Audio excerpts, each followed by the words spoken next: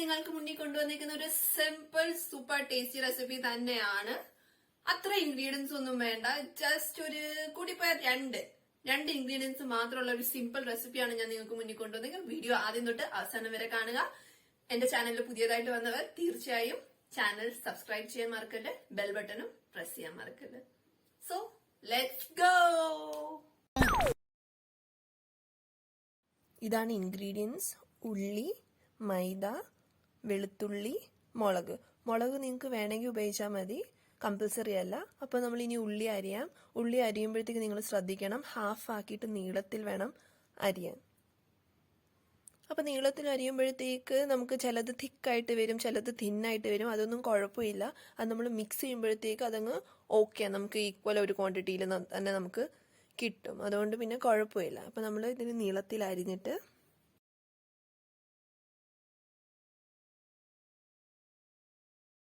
നമ്മൾ വെളുത്തുള്ളി പേസ്റ്റ് ചെയ്ത് വെക്കണം. അപ്പോൾ പേസ്റ്റ് ചെയ്ത് വെളുത്തുള്ളി ഇടുന്നതായിരിക്കും കുറച്ചുകൂടെ നല്ലത്. അപ്പം നമ്മൾ പേസ്റ്റ് ചെയ്തിട്ടുണ്ട്. പിന്നെ നമ്മൾ മുളക് അരിഞ്ഞിടുക. മുളകും ചെറുതായിട്ട് അരിഞ്ഞിട്ടാൽ മതി, പിള്ളേരുള്ളിടത്ത് മുളക് ഇടാത്തതായിരിക്കും നല്ലത്. അപ്പം നമ്മൾ മുളക് ഓരോരോന്നായിട്ട് അരിയുക.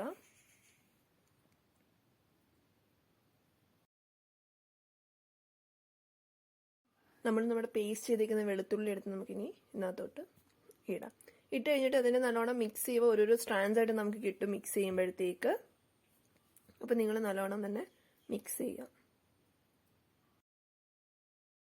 അപ്പം നമ്മൾ ഉള്ളി അരിഞ്ഞു വെച്ചു. ഇനി മൈദ എടുക്കുക.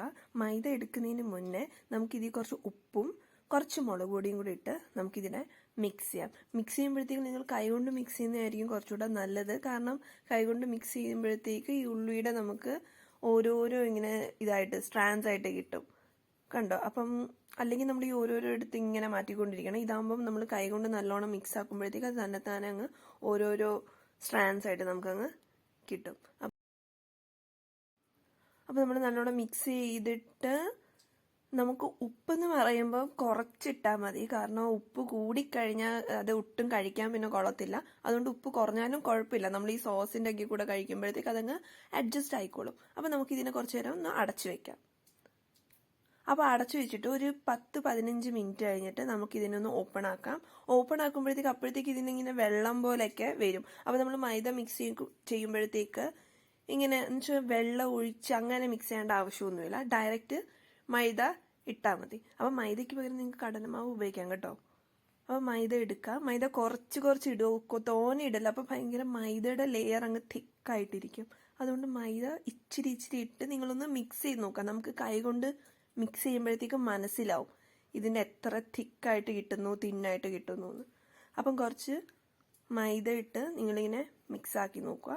പിന്നെ എന്ന് വെച്ചാൽ ലെയർ അപ്പോൾ ഒരുമാതിരി എന്ന് വെച്ചാൽ ഒത്തിരി അങ്ങ് തിന്നായിട്ട് ഇരിക്കുവാണെങ്കിൽ കുറച്ചുകൂടെ മൈദ എടുക്കുക. മൈദ എടുത്തിട്ട് നല്ലോണം മിക്സ് ആക്കുക. നമ്മളപ്പോൾ നല്ലോണം തന്നെ മിക്സ് ആക്കിയിട്ടുണ്ട്. ഇനി നമുക്കിതിനെ പാൻ എടുക്കുക. ഇത് ജസ്റ്റ് ഒന്ന് ചൂടായിട്ട് എണ്ണ ഒഴിക്കുക. എണ്ണ ഒഴിക്കുമ്പോഴത്തേക്ക് നിങ്ങൾ ശ്രദ്ധിക്കണം, ഇത് മീഡിയം ഫ്ലെയിമിൽ വേണം, അല്ലെങ്കിൽ ഹൈ ഫ്ലെയിമിൽ വെച്ചിട്ട് എണ്ണ ഒന്ന് ചൂടായതിനു ശേഷം അതിനെ വീണ്ടും മീഡിയം ഫ്ലെയിമിലോട്ട് ആക്കിയിട്ട് വേണം ചെയ്യാൻ.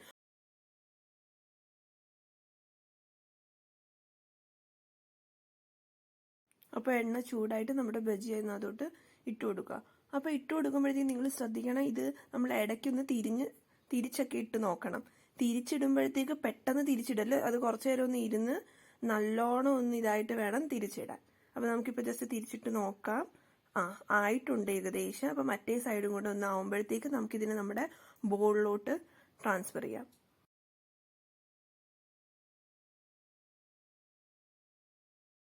അപ്പം നമ്മുടെ രണ്ട് സൈഡും ആയോ നോക്കണം. അപ്പം നമ്മുടെ രണ്ട് സൈഡും ആയിട്ടുണ്ട്. അപ്പം നമുക്ക് ബോളിലേക്ക് ഇടാം. അപ്പം നമ്മുടെ ബോളിലേക്ക് ട്രാൻസ്ഫർ ചെയ്തു. അപ്പം നമുക്ക് നമ്മുടെ രണ്ടാമത്തെ ട്രിപ്പും കൂടെ ചെയ്യാം. അപ്പോൾ ഇങ്ങനെ ഓരോരോ ട്രിപ്പ് ചെയ്യുമ്പോഴത്തേക്ക് ഇപ്പം നമുക്ക് 3 ട്രിപ്പേ എടുത്തുള്ളൂ. അപ്പോൾ നമ്മൾ ഓരോരോ ട്രിപ്പ് ഇങ്ങനെ ചെയ്യുമ്പോഴത്തേക്ക് ആയിക്കഴിഞ്ഞാൽ നമുക്കതിൻ്റെ ബോളിലോട്ട് ട്രാൻസ്ഫർ ചെയ്യാം. നമുക്കിതിനെ ചട്നിയുടെ കൂടെ ഉപയോഗിക്കാം, അല്ലെങ്കിൽ സോസിൻ്റെ കൂടെ നമുക്ക് ഉപയോഗിക്കാം. അപ്പോൾ നമ്മുടെ ബജിയൊക്കെ റെഡിയായി. നമുക്കിതിനെ പ്ലേറ്റിലോട്ട് ട്രാൻസ്ഫർ ചെയ്യാം. നല്ല ക്രിസ്പി ബോൾസ് ആയിട്ടാണ് നമുക്ക് കിട്ടിയിരിക്കുന്നത്. അപ്പൊ നമ്മുടെ ബജിയ റെഡി.